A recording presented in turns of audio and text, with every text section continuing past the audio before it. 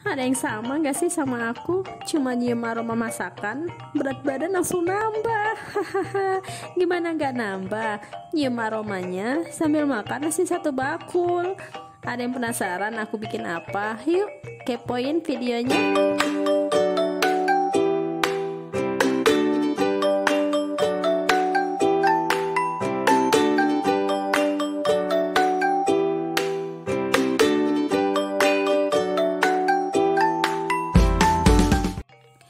Untuk bahannya ada daun singkong atau daun ubi, satu ikat saja. Kelapa yang telah diparut nanti kita remas dulu ya bun ya. Selanjutnya ada ikan asin, ini bisa diganti dengan teri ataupun udang rebon. Telur yang telah direbus, kalau nggak suka skip aja. Ini adalah bahan wajibnya, kincung ataupun kecombrang. Ini pewanginya ya bun. Selanjutnya cabai rawit, kunyit, lengkuas, jahe, bawang putih, dan juga bawang merah. Ini semua bahannya nanti dihaluskan ya bun, boleh digiling ataupun di blender.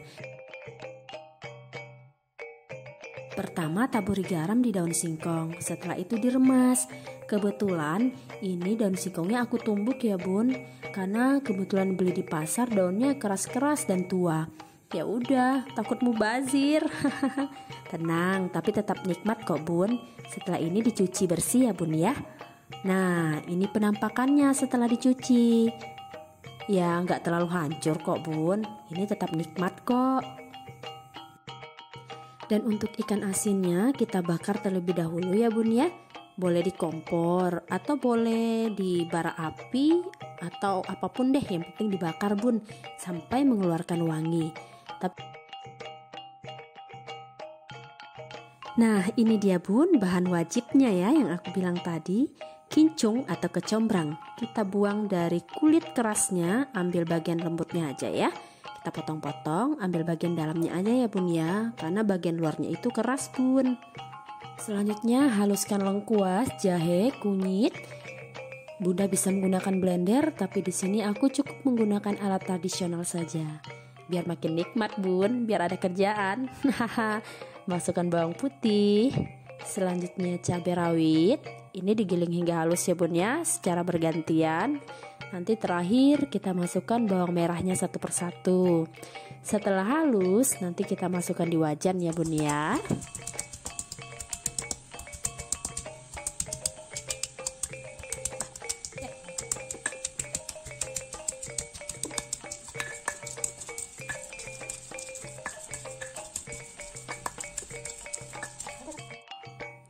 Masukkan serai dan kunyit dan daun salam. Meskipun dedaunannya udah kering tapi masih bisa bermanfaat ya bun ya. Kecombrang ataupun kincung yang telah kita potong tadi. Ikan asin yang kita bakar tadi ya bun ya. Kita suwir-suwir dahulu sebelum dimasukkan. Pisahkan dia dari tulangnya. Ini bermanfaat untuk penambah aroma, penambah rasa, dan penambah nikmat.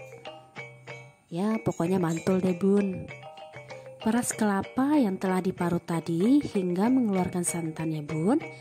Setelah itu disaring dari ampasnya.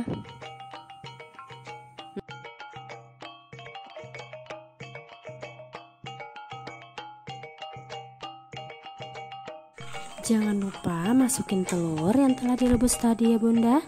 Diaduk dengan api yang sedang hingga mendidih. Setelah mendidih, masukkan daun singkong. Dan bunda jangan lupa ya koreksi rasa agar makin nikmat.